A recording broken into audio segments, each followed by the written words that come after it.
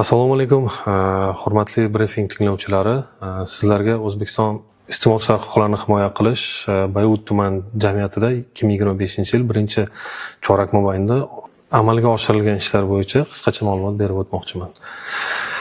Iste'molchilar huquqlarini himoya qilish Bayot tuman jamiyati 1-chorak davomida kelib tushgan murojaatlar 50 dan ortiq bo'lib, undan 2tasi federatsiya ishonch raqami 1091 orqali, 20 tasi yozma, 28 dan ortiq og'zaki murojaatlar bo'lib, shundan 97% iste'molchilar foydasiga hal qilinib, 3% esa tegishli tushunchalar berib, tegishli tashkilotlarga yo'naltirildi.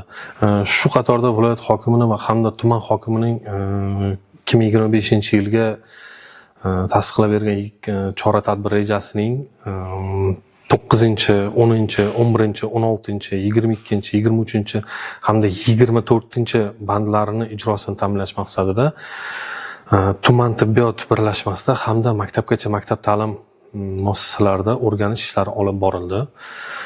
O'rganish ishlari olib borilgan natijasida kelib chiqqan kamchiliklarni tuman tibbiyot birlashmasi rahbariyati hamda maktabgacha maktab ta'lim rahbariyati birgaligida bartaraf qilinib, tegishli tushunchalar berildi. O'zbekiston Respublikasi Vazirlar Mahkamasining 2002-yil 28-noyabrda iste'molchilar huquqlarini himoya qilish jamoatchilik ishtirokida kengaytirish to'g'risidagi 414-sonli qaroriga asosan bu borada hokimliklar shunday korxona, tashkilot, muassasalar vazifalar berildi. Unda tayanch punktlarini ochish hamda iste'molchilar huquqlarini himoya qilish jamiyatiga a'zo bo'lish aytildi. Tuman tibbiyot hamda tuman maktabgacha ta'lim muassasalarida tayanch guruhlar tashkil etilib, shundan tuman tibbiyotida 500 dan ortiq iste'molchilar bizga a'zoligiga erishildi.